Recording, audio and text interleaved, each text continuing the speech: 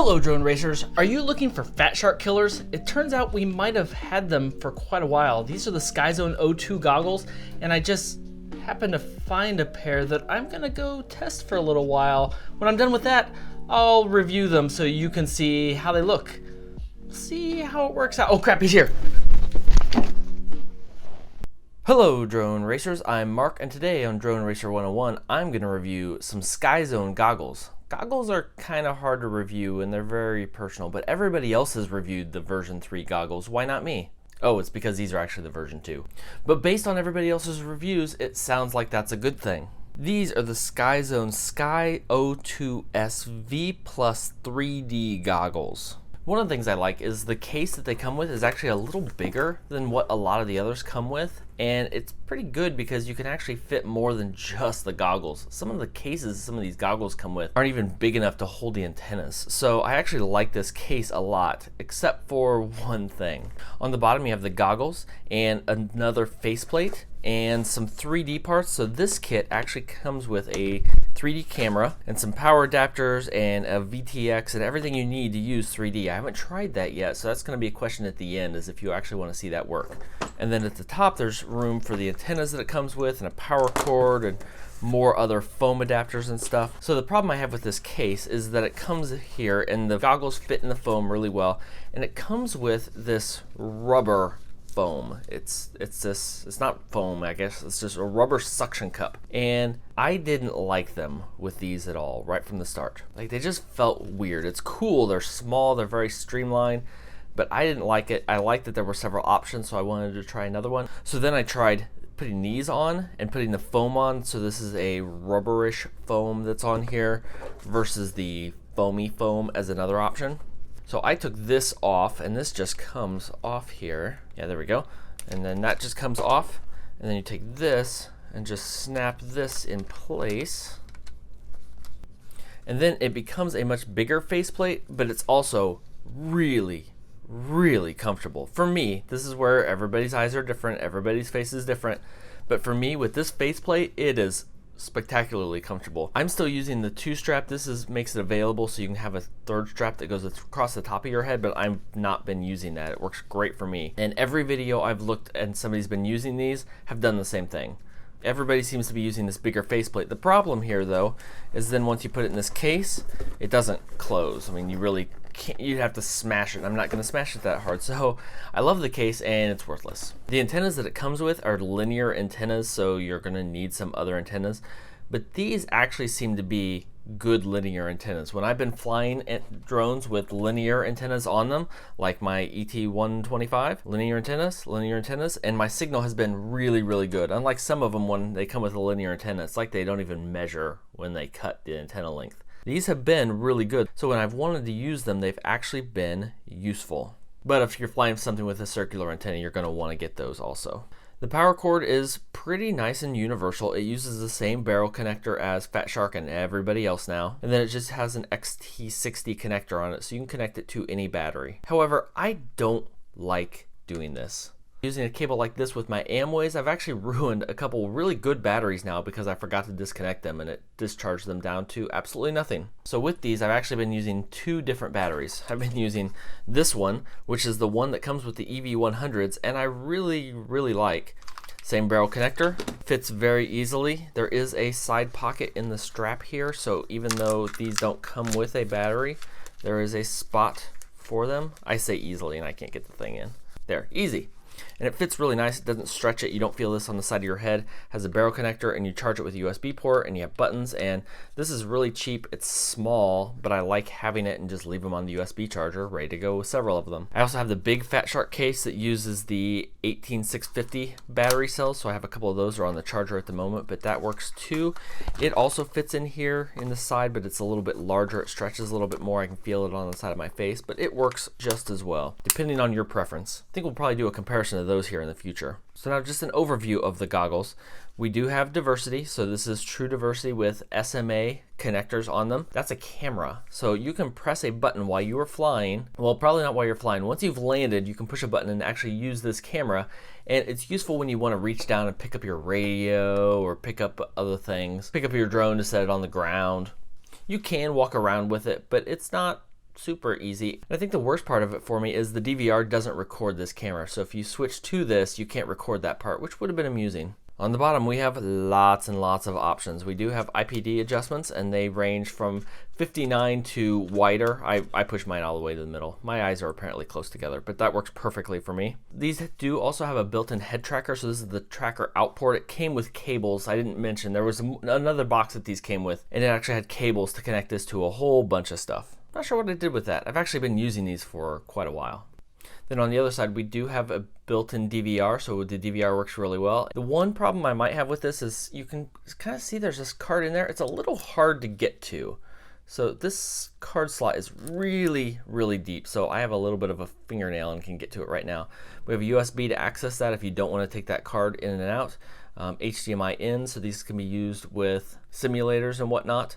Another AV-in, and those cables that I mentioned it comes with also can be used for that, so you can connect directly to that if you don't want to connect HDMI for some reason, you want to connect something else. AV out to go to an output, and then headphones, also known as ear out. So the buttons all have multiple purposes, and this is one where you may have to look at because they're not extremely easy to sort out, but really by my second flight I had the ones down that I needed. So the camera will switch back and forth to the front camera when you need it. It also switches you between 2D and 3D mode. The record button is for recording, and I'll show you how that works here in just a few minutes. And you can take photos, because apparently people want to take photos with these, with racing drones. I don't know, I don't get it. So we have the up and down, which are also the manual channel select sometimes, but not always. You can also bring up the menu or control the head tracker with the track button. One more thing, they also do support FatShark size diopters. So I actually have the FatShark -4 diopters in here right now, and they are super, super clear. I can actually see better in these with these than I can my Aomways. They also support prescription diopters, which I actually have on the way, so more on that soon. So on boot up, you actually get a really nice fast Skyzone splash screen. And here it has remembered my settings, but here I'm on the right channel, but if I'm not sure if I want to switch to another one, I press and hold the camera button, and it will bring up the best scanner I've ever used. And it shows me the signal strength of the channel that I'm on now. But if I want to scan and go to another, I press camera again, and I just love the screen. I can actually watch it scan through and see what it's doing and see its results for every channel. So it will go through and scan the full frequency range, and then it will stop on whatever it decides is the best. Now I think this probably used to be one page and they've actually expanded it.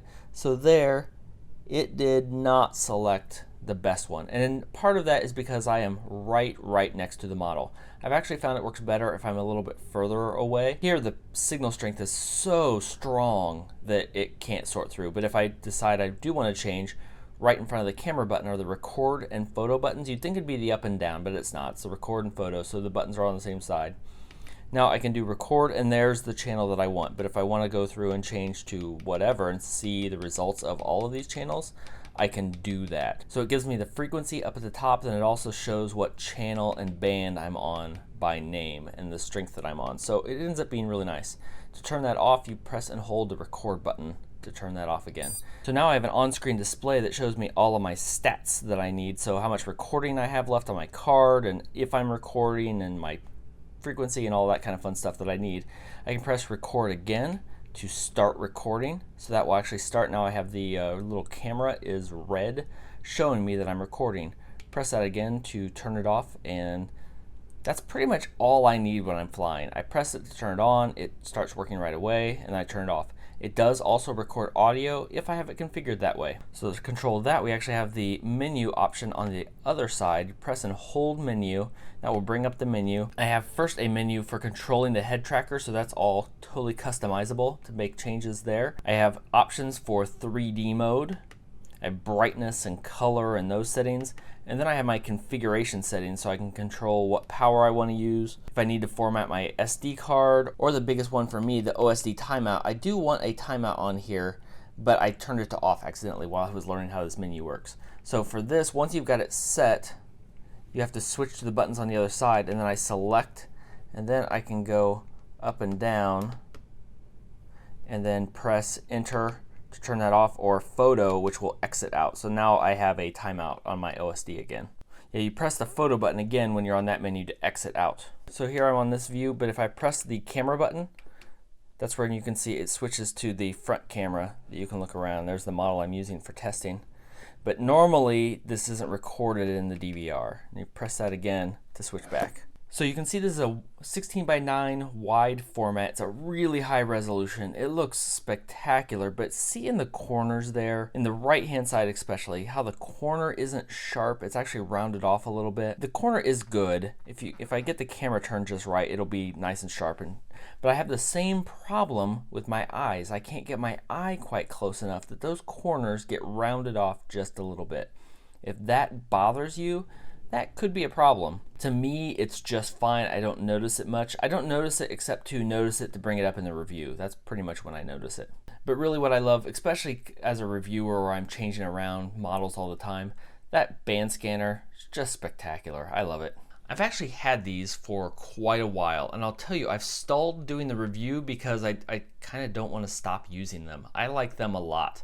I'm not ready to declare a winner because I have a couple more options on the bench for this style of goggles in the $300 range that I'm going to test before I do a full comparison to declare a winner. But I will say I like these a lot, and if it just came down to these and the Commanders, I'm going to be flying with these.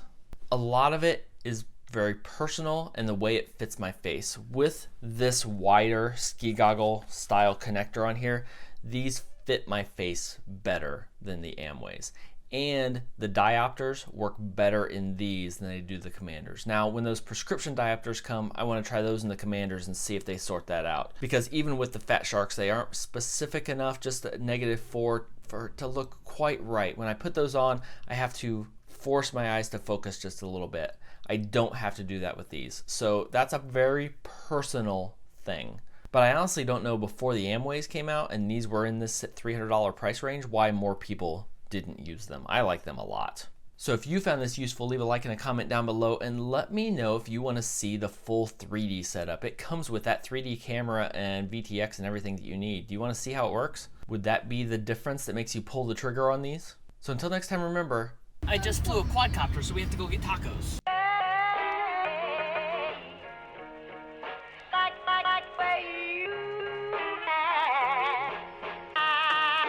Everything about you.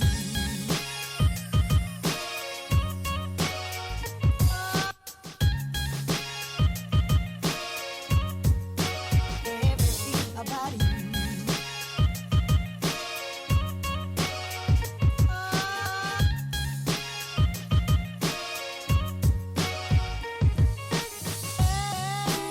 Can I try one of those? What, you want to try this jalapeno? Yeah. What? You do have green, right? Yeah. Oh my god! It's